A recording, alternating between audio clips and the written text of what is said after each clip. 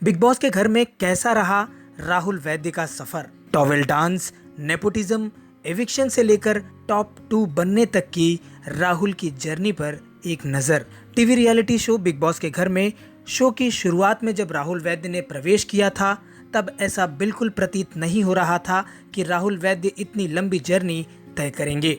शुरुआती 2-3 हफ्ते तक राहुल वैद्य पर घर से बेघर होने की तलवार लटकी हुई थी और शो में राहुल वैद्य का प्रदर्शन बहुत ज्यादा एंटरटेनिंग नहीं था।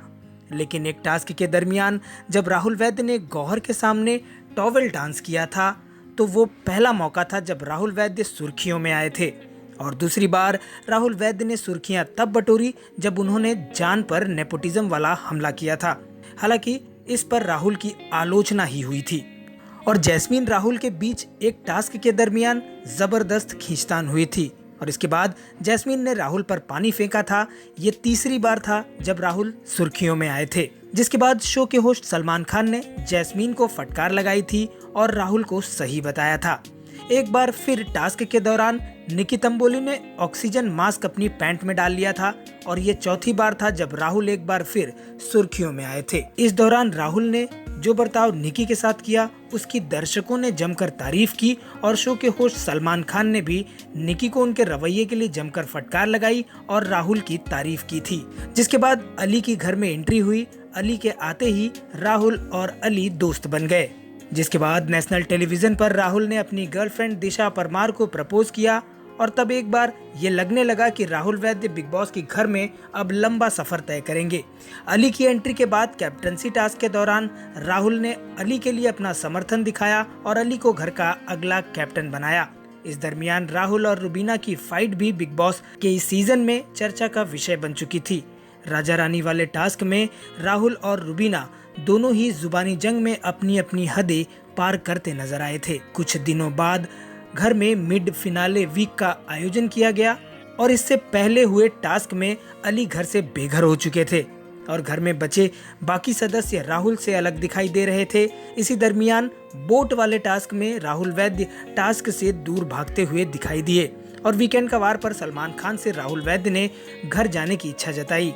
जिसके बाद सलमान खान ने राहुल वैद्य की जमकर क्लास लगाई और उस वक्त राहुल वैद्य को सलमान खान की फटकार का सामना भी करना पड़ा था। जब ऐसा लग रहा था कि राहुल वैद्य बिग बॉस के घर में लंबी जर्नी तय करेंगे, राहुल वैद्य घर से बेघर हो गए।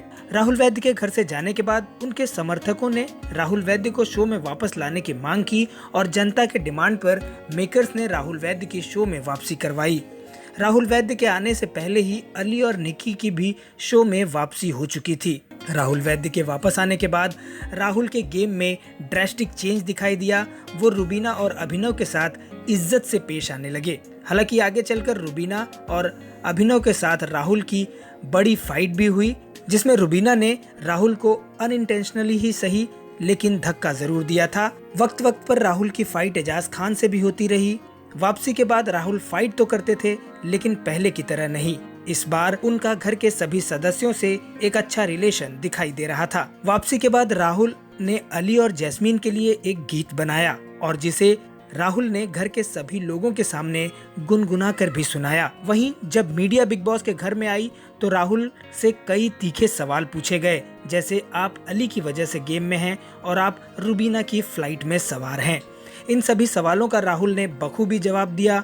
इसके अलावा फिनाले वीक से ठीक पहले राहुल और रुबीना के बीच सीजन में पहली बार दोस्ती होती हुई दिखाई दी और पॉजिटिविटी दिखाते हुए राहुल वैद्य ने रुबीना के लिए एक गीत भी गुनगुनाया, जिसे बीते एपिसोड में ही दर्शकों ने भी सुना है। और धीरे धीरे राहुल वैद्य, जिन्हें लोग लंबी रेस का घोड़ा नहीं समझ रहे थे, वो टॉप 2 कंटेस्टेंट बनने में कामयाब हो गए।